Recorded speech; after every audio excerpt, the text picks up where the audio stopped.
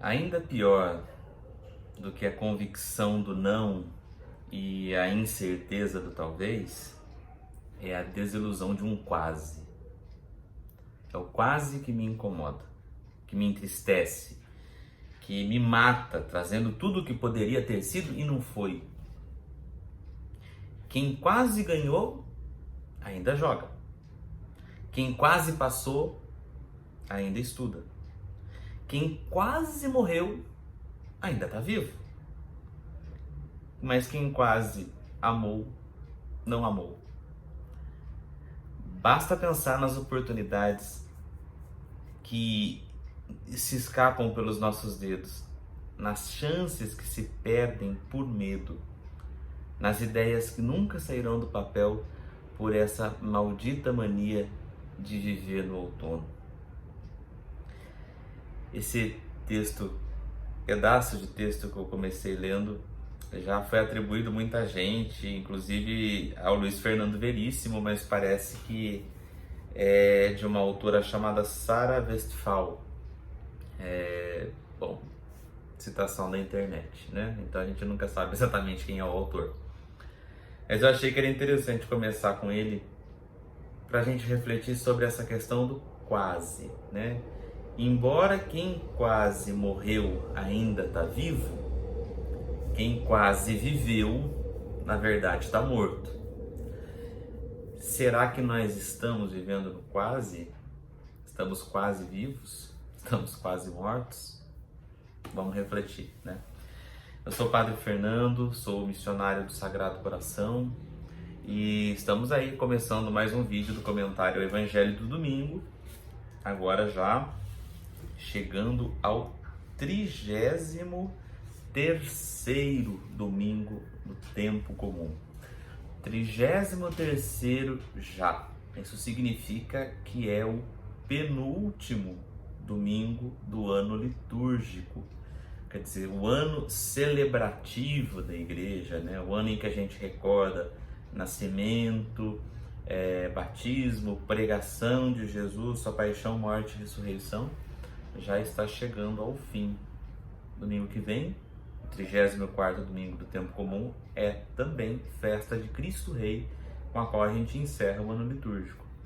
É interessante que talvez a gente, quando fala de ano litúrgico, talvez a gente esperasse que fosse um ano em que a gente começasse, como de fato começa, com a preparação do nascimento de Jesus, depois vem o nascimento, batismo, e aí a gente, pela lógica, imaginaria que em seguida deveriam vir todos os domingos do tempo comum com os ensinamentos de Jesus, e só no final do ano que se deveria celebrar a paixão, morte e ressurreição de Jesus, e sua ascensão ao céu e Pentecostes, porque são as últimas coisas que são narradas, né, no Antigo Testamento.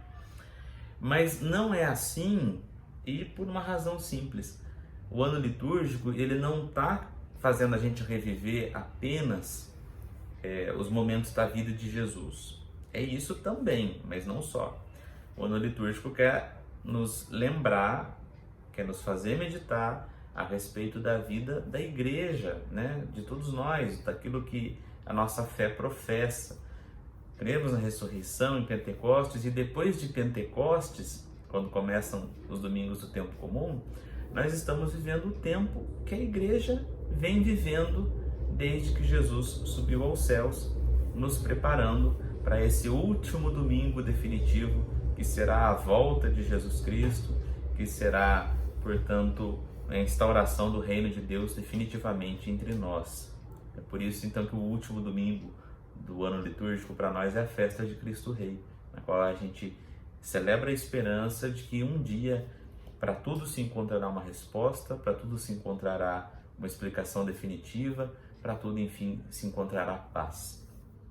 Pois bem, estamos no penúltimo domingo, né, 33º, e como eu disse nos vídeos anteriores, esse último pedacinho do ano litúrgico, esses últimos domingos, eles querem nos levar a refletir sobre a finitude, né? Sobre o fato de que as coisas têm um fim. Aí a palavra, né? Finitude.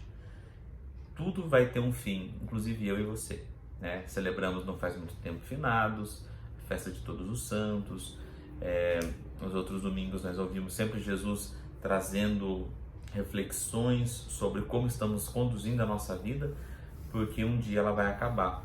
E eu repito aquilo que eu disse nas últimas vezes, né? Se um dia nós iremos morrer, que a gente não se desespere, porque todos os outros dias nós estamos vivos e inclusive estamos vivos agora e podemos fazer da nossa vida algo muito legal, né? Desde que a gente procure tentar viver do jeito que Jesus viveu. Pois bem, esse 33º domingo do tempo comum não foge a esse esquema. O texto que nós vamos ouvir hoje, do Evangelho segundo São Mateus, nos convida a entrar novamente nessa reflexão a respeito do fim e nessa reflexão a respeito daquilo que estamos fazendo com a nossa vida enquanto o fim não chega. A citação é Mateus 25, versículos de 14 a 30. Então, repetindo, Mateus 25, de 14 a 30. Se quiser dar pausa no vídeo, ir lá na Bíblia ou acompanhar na liturgia como eu estou fazendo nesse momento. Então vamos fazer da seguinte maneira. Eu vou ler o texto todo, é um texto um pouco longo, mas eu acho que vale a pena ser lido. E aí depois a gente comenta, nós vamos selecionando aí algumas ideias, alguns pontos para ajudar a compreensão e para a gente tentar trazer a palavra de Deus para a nossa vida, para transformar isso em prática. Então vamos lá. Naquele tempo, Jesus contou esta parábola aos seus discípulos. Um homem ia viajar para o estrangeiro. Chamou seus empregados e lhe entregou seus bens. A um deu 5 talentos, a outro deu 2, e ao terceiro 1 talento. A cada qual ele deu de acordo com a sua capacidade. Em seguida, viajou. O empregado que havia recebido 5 talentos saiu logo, trabalhou com eles e lucrou outros 5. Do mesmo modo, o que havia recebido 2, lucrou outros 2. Mas aquele que havia recebido 1 só, saiu, cavou um buraco na terra e escondeu o dinheiro do seu patrão. Depois de muito tempo, o patrão voltou e foi acertar as contas com os empregados. O empregado que havia recebido 5 talentos, entregou-lhe mais 5, dizendo: Senhor, tu me entregaste 5 talentos, aqui estão mais 5 que eu lucrei. O patrão lhe disse: Muito bem, servo bom e fiel. Como foste fiel na administração de tão pouco, eu te confiarei muito mais. Vem participar da minha alegria. Chegou também o que havia recebido 2 talentos e disse: Senhor, tu me entregaste 2 talentos. Aqui estão mais 2 que eu lucrei.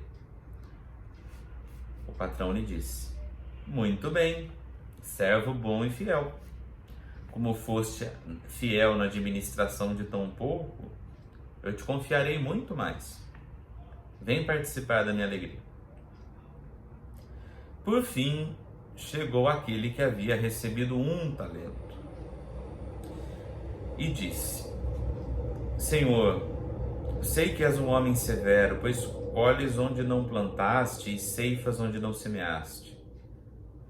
Por isso fiquei com medo e escondi o teu talento no chão.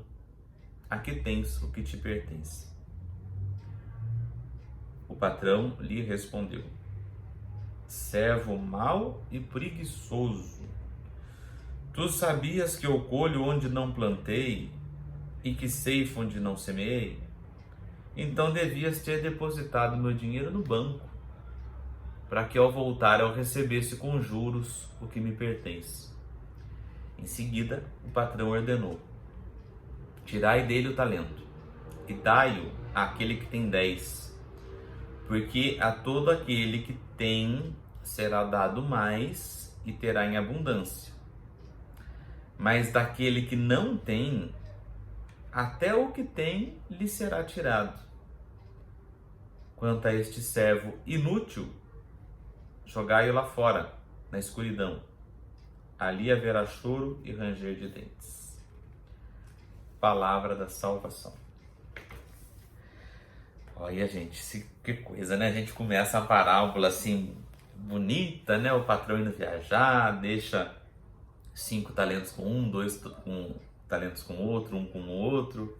E aí a coisa termina numa tragédia, né? O outro que não tinha feito render os talentos, o patrão manda tirar dele até o pouco que ele tinha. E termina-se com essa frase assim, quase que uma charada, né? Todo aquele que tem será dado mais, mas daquele que não tem, até o que tem lhe será tirado. E que coisa esquisita, né? O que significa isso aí tudo? Bom, volto para começar essa reflexão, eu volto naquilo que a gente falou, acho que na semana passada, se eu não estou enganado. Quando num texto bíblico a gente vê uma coisa muito estrambólica, que aparentemente não tem um sentido muito claro, a gente precisa tentar entender. Eu lembro que eu levantava 2 possibilidades, né? Às vezes a gente não está entendendo, essa é a primeira possibilidade. Às vezes a gente não está entendendo o que está escrito no texto, porque de repente tem alguma coisa ali que na época em que o texto foi escrito era diferente do que é hoje. Eu até citei o exemplo da questão lá, daquele pedaço do Evangelho em que Jesus pede a moeda do imposto, tinha lá o rosto de César e algo inscrito. Então a gente não sabe hoje em dia, né? Quer dizer, comumente as pessoas não sabem o que é que estava escrito na moeda. O povo do tempo de Jesus sabia. Então, quando a gente entende como que era a coisa naquele tempo, o que estava escrito na moeda, de quem que era a inscrição, na hora que a gente entende esse dado que estava nos faltando, aí a gente entende melhor o que Jesus falou. Então, a primeira possibilidade, diante de um texto que às vezes a gente não entende, é tentar entender se não tem nenhum dado, se não tem nenhuma coisa nesse texto que de repente a gente não sabe. Ok. Se aparentemente as coisas aqui estão tudo bem, né? Se não é ausência de uma informação importante, a gente tem que levar a possibilidade se isso que está sendo contado não é um símbolo, se não tem que ser interpretado de maneira simbólica. E no caso dessa parábola, como na da semana passada, Jesus já está nos entregando o jeito que a gente tem que interpretar as palavras dele. Olha aqui que está na primeira linha do Evangelho. Naquele tempo, Jesus contou esta parábola. Então, certo, já vimos o que é parábola, já vimos o porquê que Jesus gostava tanto de usar parábolas, mas é sempre bom recordar. Parábola não é uma notícia de jornal. Quer dizer, não tem compromisso com a verdade, ou melhor, com a verdade tem, né? Não tem preocupação com a realidade. Quando, por exemplo, a gente ouve uma fábula, igual a história da lebre e da tartaruga, né? Na história da lebre e da tartaruga, a gente nunca viu, acho que você conhece a história, se você não conhece, depois joga no Google, mas conta a história de uma lebre e de uma tartaruga que resolvem fazer uma aposta e iam fazer uma corrida para ver quem ganhava, né? A gente nunca viu por aí nenhuma lebre conversando com uma tartaruga e nunca ficamos sabendo se alguma delas de fato fez corrida uma com a outra, né? É uma história claramente inventada, mas o fato de ser uma história inventada não significa que não traga uma lição, né? Então, quando Jesus conta parábola, ele está fazendo isso. É como se fosse uma fábula. Ele está contando uma história da cabeça dele, que pode ser que tenha elementos reais, né, que ele tenha até visto lá no tempo dele, né? As parábolas quase sempre falam de coisas que Jesus teve contato, né?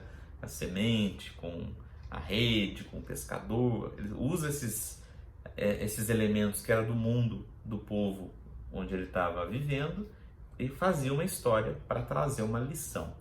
Então, mais do que a gente ficar preocupado em tentar levar ao pé da letra tudo o que está sendo contado aqui, a gente tem que fazer o esforço de ir adiante, de tentar entender o que o texto quer dizer. E além dos símbolos, não ler a Bíblia ao pé da letra quando se trata de parábolas. Aliás, isso é uma coisa que a gente tem que ter sempre muita sabedoria, e por isso ler, procurar pessoas que entendam mais do assunto quando surgem dúvidas, para a gente não cair nesse grande risco do fundamentalismo, de a gente tomar a palavra de Deus ao pé da letra, sem entender em que contexto que aquela palavra foi escrita, por que foi escrita, né? Para não corrermos o risco de fazermos uma interpretação errada e acabarmos achando que Deus está dizendo uma coisa, quando na verdade quem ouviu esse texto lá atrás, na primeira vez, tinha entendido de outra forma. Eu acho que se tem coisas que a gente precisa levar ao pé da letra, são poucas, mas a que a gente precisaria levar ao pé da letra é amar a Deus e amar o próximo como a nós mesmos. Isso sim, a gente tinha que ser radical e realmente levar a sério, né? Tá, colocado tudo isso, vamos pegar aqui alguns pontos dessa parábola para tentar fazer o texto dizer o que ele quis dizer, né? Tentar chegar na ideia que está por detrás. Pois bem, o texto começa dizendo que um homem foi viajar para o estrangeiro. E aí ele resolveu dividir os seus bens com alguns trabalhadores dele. Quem será que representa esse homem que vai ficar ausente por um tempo e depois vai voltar? Quem é esse homem que vai viajar para o estrangeiro que a parábola está falando? Você consegue imaginar? Veja bem, o texto do Evangelho, né, os textos do Evangelho não foram sendo escritos conforme as coisas iam acontecendo. Tipo assim, vamos supor, Jesus estava andando na Galileia e aí tinha lá, o evangelista Mateus estava com a canetinha escrevendo: agora ele entrou na casa de fulano, agora ele falou isso. Não foi assim, não tinha ninguém filmando, não tinha.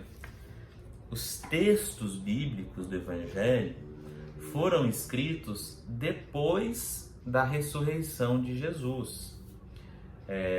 Alguns foram escritos mais ou menos 30 anos depois da ressurreição de Jesus, outros foram escritos um pouquinho depois ainda, mas são textos que não foram sendo escritos no momento que acontecia, porque não havia necessidade.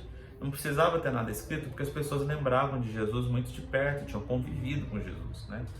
Os textos dos evangelhos foram escritos porque havia necessidade de pôr por escrito aquilo que corria o risco de ser ou esquecido ou deturpado. Mas Jesus falou isso. Não, quem disse que ele falou? Onde que está escrito? Não tinha, né? Lugar que estava escrito. Quem eram as testemunhas fiéis? Eram os apóstolos, eram aqueles que tinham convivido com Jesus. E esses aqui poderiam dizer o que Jesus tinha efetivamente dito ou não dito para aqueles que não tinham conhecido Jesus. Então os textos dos evangelhos foram escritos depois já, né, da ressurreição de Jesus, e foram escritos para comunidades que estavam enfrentando diferentes questões. A gente poderia entrar nesse assunto, que é um assunto muito interessante, mas vamos focar no Evangelho de Mateus, que é o Evangelho que a gente ouviu agora. Muitas situações estavam acontecendo lá na comunidade para quem Mateus escreveu esse evangelho, né? A primeira delas, mais evidente, talvez, seja o fato de que era uma comunidade de judeus que tinham se convertido. Então, no evangelho de Mateus, a gente sempre vai encontrar muitas citações do Antigo Testamento, tentando provar, através de citações do Antigo Testamento, que Jesus era o Messias esperado, prometido nas profecias do Antigo Testamento. Isso era um dos pontos.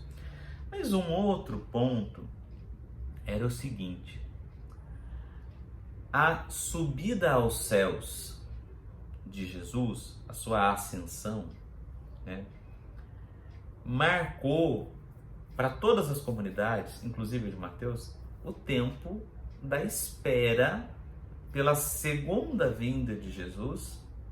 Lembra que eu falava da festa do Cristo Rei, que marca o final desse mundo como conhecemos, né? As comunidades, depois que Jesus subiu aos céus, entraram numa expectativa muito grande de que Jesus poderia voltar a qualquer momento. E isso, a princípio, pode até parecer algo que não seja ruim, mas foi desdobrando em situações desagradáveis. As duas cartas de São Paulo aos Tessalonicenses, que se eu não estou equivocado, são as coisas mais antigas que foram escritas no Novo Testamento, foram escritas antes que os evangelhos. Olha que interessante, né? Essas duas cartas de São Paulo aos Tessalonicenses, elas falam justamente disso. Para que as pessoas parem de ficar se preocupando, de tentar adivinhar que dia que Jesus ia voltar. E se dedicassem, em vez de ficar preocupando com isso, se dedicassem a viver bem o dia de hoje, viver o evangelho no dia de hoje, não ficar se preocupando com o amanhã. E ele encontrou um problema lá muito prático. Tinha gente que tinha parado de trabalhar, porque eles falavam assim: Jesus vai voltar daqui a pouco, não vou trabalhar para quê? Vamos desgastar para quê? Né? Vamos esperar, vamos ficar aqui de papo pro ar. Aí Paulo, na carta aos Tessalonicenses, fala, né, olha, quem não trabalhar não deve comer. Interessantemente, a segunda leitura, não sei se existe esse advérbio interessantemente, mas se não tiver, passou a existir nesse exato momento, que eu acabei de inventar. A segunda leitura desse domingo é justamente tirada da carta de São Paulo aos Tessalonicenses. E ele começa dizendo, olha, quanto ao tempo e à hora, meus irmãos, não há por que vos escrever. Vós mesmos sabeis perfeitamente que o dia do Senhor virá como um ladrão de noite. Quer dizer, ninguém sabe a hora que vem. Havia essa preocupação, tinha gente que tinha começado a criar problemas por causa que queria que Jesus voltasse logo. E é nesse contexto também que o Evangelho de Mateus é escrito. Então, essa parábola que ele recorda que Jesus contou, vem muito a calhar para a situação que o povo estava vivendo no tempo em que o Evangelho foi escrito. Jesus começa dizendo que um homem foi viajar para o estrangeiro e confiou seus bens aos seus trabalhadores. Esse homem da parábola que foi viajar para o estrangeiro não é outro a não ser o próprio Jesus Cristo. É ele que está ausente da comunidade fisicamente, né? A sua presença divina permanece, né, animando a comunidade, mas fisicamente não se via mais Jesus. Jesus não estava mais ali. Jesus deixou de estar fisicamente, corporalmente, em um lugar só, para poder estar em todos os lugares ao mesmo tempo, em todos os tempos, né? É isso que é a ascensão de Jesus, né? Essa libertação de estar só num lugar e só num tempo, mas estar em todos os lugares, em todos os tempos. Pois bem, o homem da parábola que se ausenta é, portanto, Jesus. E o que ele faz? Ele confia talentos aos seus trabalhadores. O Evangelho fala de 3, né, trabalhadores. Quando a gente usa a palavra talento, pode ser que você pense que, na verdade, talento seja aquilo que a gente hoje chama de talento. Fulano tem talento para tocar violão. Fulano tem talento para escrever, fulano tem talento para cantar. Como se talento fosse uma aptidão, não é? Mas não é aqui nesse texto. Talento é uma medida. Igual tem metro, litro, quilo, né? Talento é uma medida de peso. Se eu não estou equivocado, um talento é algo como 35 quilos, geralmente de ouro ou de prata. Então, um talento era muito dinheiro, era muita coisa. Um talento só era muita coisa. E o homem que vai viajar, que representa Jesus, dá para um 5 talentos, ou seja, ouro para chuchu, para outro 2 talentos, que é menos, mas continua sendo muita coisa, e para o terceiro 1 talento só. Tem uma outra situação, foi até evangelho de alguns domingos atrás, do rei que perdoa a dívida do empregado, que a dívida dele estava batendo 100 mil talentos, né? Imagina que é uma quantia absurda, não dá nem para calcular, né? Pois bem, voltando aqui, confia esse dinheiro, esse ouro, então talento aqui é ouro, e confia esse ouro para cada um de acordo com a sua capacidade. O chefe, né, o que foi viajar, sabia a capacidade de cada um, então vou dar esse ouro para cada um de acordo com o potencial de cada um. A intenção é que todo mundo renda, ok? Ele foi embora e aí a parábola segue dizendo como cada um lidou com esse dinheiro, né? Um fez render o dobro, o outro fez render foi o dobro também, os dois, né? Um fez render 5, outro fez render 2. E o último, o que ele fez? Ele resolveu esconder esse dinheiro, esse talento que ele tinha, porque ele ficou com medo de mexer com essa quantia. Quando o rei voltou, eles foram prestar contas do que tinham feito com esse dinheiro. E aí então que está a moral da história, né? O patrão elogiou aqueles que fizeram esse dinheiro render, dizendo que são servos bons e fiéis e que merecem entrar na alegria do seu senhor. Mas esse último, o patrão o repreende, né? Puxa a orelha, falando assim: se você sabia que eu queria que esse dinheiro rendesse, por que você não fez nada? E aí termina dessa maneira trágica que a gente já vai explicar o que ela significa. Certo, o que essa história tem a ver com a vida? O que essa história tem a ver com a vida das comunidades lá do tempo que Mateus escreveu esse evangelho e com a nossa vida hoje aqui, né, em 2020? É o seguinte: Deus, através de Jesus Cristo, nos deu um tesouro. E que tesouro é esse? Ora, o tesouro que Jesus nos confiou, no dia do nosso batismo a gente recebeu esse tesouro, é o tesouro do seu evangelho, da sua mensagem, do seu ideal, o tesouro dessa receita de felicidade que ele nos deu, que é o próprio evangelho. O tesouro que Jesus nos confia é o tesouro de entendermos que quanto mais parecidos com Jesus nós formos, mais feliz, mais plena, mais eterna será a nossa vida. Isso é um tesouro. E quando nós recebemos esse tesouro, não é para a gente ficar guardando para nós mesmos esse anúncio, né?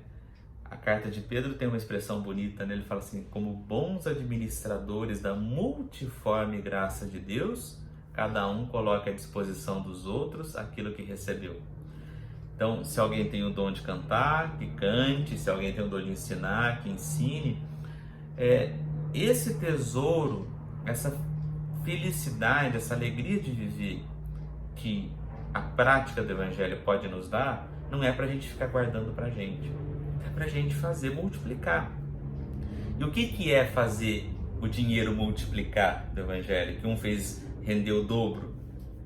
É nós ensinarmos isso para os outros, ou se não ensinamos, ao menos testemunhamos com a nossa vida que existe um jeito de viver que é muito mais pleno, que é o jeito de Jesus, é o jeito da misericórdia, é o jeito da leveza do Evangelho. Então, na medida em que nós vamos colocando as nossas aptidões a serviço da humanidade, à medida que a gente vai tentando melhorar o nosso entorno, de algum jeito, por mais simples que seja, nós estamos fazendo os talentos se multiplicarem. E é isso que o Cristo espera de nós. Dito de uma maneira mais simples e mais direta, se Deus nos colocou nesse mundo e se Ele nos confiou o seu tesouro, né, se Ele nos escolheu, se Ele nos chamou, é com um objetivo. É o de nos tornarmos pessoas melhores, mas não sozinhos. Só eu vou melhorar. Não. É de nós melhorarmos a nós mesmos, mas também melhorarmos o nosso entorno. Olharmos à nossa volta, na nossa casa, na nossa família. O que pode ser melhorado aqui? Como é que eu posso ajudar? O que pode ser melhorado no meu bairro? O que eu posso ajudar? Na minha comunidade, no que eu posso ajudar? Como eu posso melhorar? A postura do último que é criticada por Jesus é geralmente a postura daquele tipo de pessoa que fala assim: eu não vou lá, ninguém pediu minha ajuda.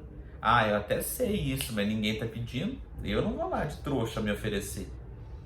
Ou então a postura de quem até sabe algo, mas não vai se colocar, não vai dar a cara a tapa, por assim dizer, porque tem medo de que dê errado.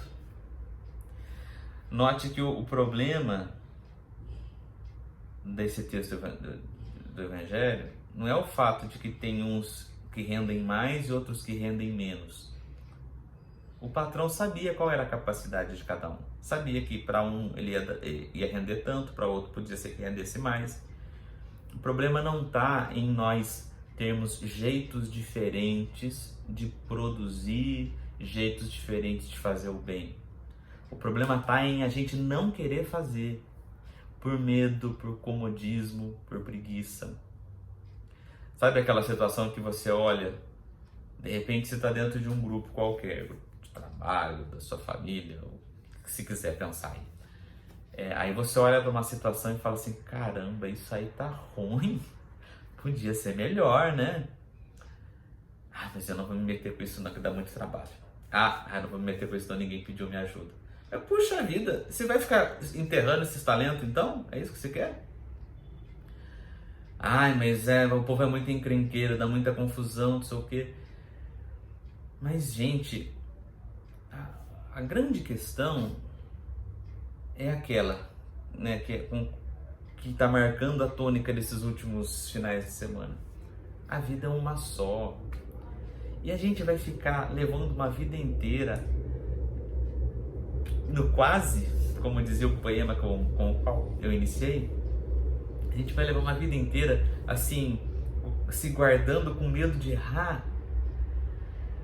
Então, você já pensou chegar no final da sua vida, né?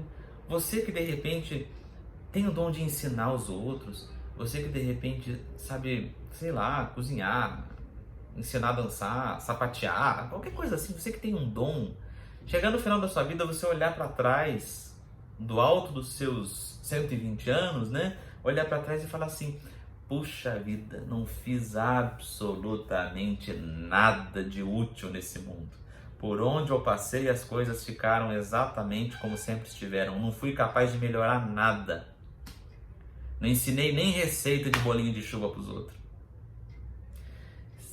Olha, sinceramente, quando o texto do Evangelho fala que o rei vai pegar esse último que não fez nada e vai jogá-lo na escuridão, e lá haverá choro e ranger de dentes, não está anunciando um castigo de Deus, porque o Deus que Jesus Cristo anuncia, que é Ele mesmo, Ele é Deus, né? Ele está anunciando quem Deus é, não é um Deus castigador. Então o que significaria essa fala no final do Evangelho? Gente, a vida de quem gastou uma vida simplesmente preocupado em si mesmo apenas e não preocupado em tentar melhorar o seu entorno, a vida dessa pessoa já é uma escuridão por si só. Não precisa ter rei nenhum mandando essa pessoa para a escuridão. A vida da pessoa já é uma desgraça. Então aí, gente, a coisa é o seguinte: Nós estamos terminando o ano litúrgico e isso nos faz recordar que um dia a nossa vida acabará. E está nas nossas mãos decidirmos que tipo de pessoa nós somos e seremos. O tipo de pessoa que vai levar a vida na escuridão porque não sai de si, porque não se põe a serviço, por medo do que os outros pensam, por medo do que por isso, para aquilo outro, papapá? Ou será que vamos ser pessoas que, apesar de pedradas, apesar de críticas, apesar de incompreensões, seguem com a cabeça erguida, tentando fazer o mundo melhor? Isso, geralmente, é o que desmotiva as pessoas. Não vou lá, não vou ajudar, porque eu vou receber crítica e porque vai dar trabalho. Puxa vida, né? Nem falo mais nada. Enfim, termino lembrando, né, de um poeta de quem eu gosto muito, acho que eu já até citei outras vezes, que é o Vinícius de Moraes. Ele tem um samba que se chama Como Dizia o Poeta. E o samba diz o seguinte, eu acho que isso tem tudo a ver com esse evangelho. Quem já passou por essa vida e não viveu, pode ter mais, mas sabe menos do que eu. Porque a vida só se dá para quem se deu, para quem amou, para quem chorou, para quem sofreu. Quem nunca curtiu uma paixão, e aqui eu faço um parêntese, paixão não é só paixão entre um homem e uma mulher, é uma paixão entre duas pessoas, paixão por uma causa, paixão pelo que faz, né? O poeta continua, quem nunca curtiu uma paixão, nunca vai ter nada não. Aí eu vou ver minha cola, porque a segunda parte é mais interessante ainda. Abre os teus braços, meu irmão, deixa cair. Para que somar se a gente pode dividir? Eu francamente já não quero nem saber de quem não vai porque tem medo de sofrer. Ai de quem não rasga o coração. Esse não vai ter perdão. Ai de quem não rasga o coração. Esse não vai ter perdão. Ai de quem vive no e se. Aí se der errado. Aí se falarem de mim. E se não sei o que. E se não sei o que. Ai. Quem quase vive já morreu. Então vamos pedir ao Senhor nessa semana a graça da ousadia, com sabedoria, claro, né? Ninguém quer ser inconsequente aqui, mas gente, pelo amor de Deus, né? É uma coisa que eu acho que a gente nem precisaria estar falando, né? Viver tentando melhorar o mundo, se permitindo coisas novas, aprender coisas novas, tentar coisas novas. A gente precisa fazer esse movimento. Isso faz a vida da gente ganhar sentido, ganhar cor. Se a gente não faz isso, gente, a nossa vida vai ficando escura, cinza, pequena, e o fim disso não é bom.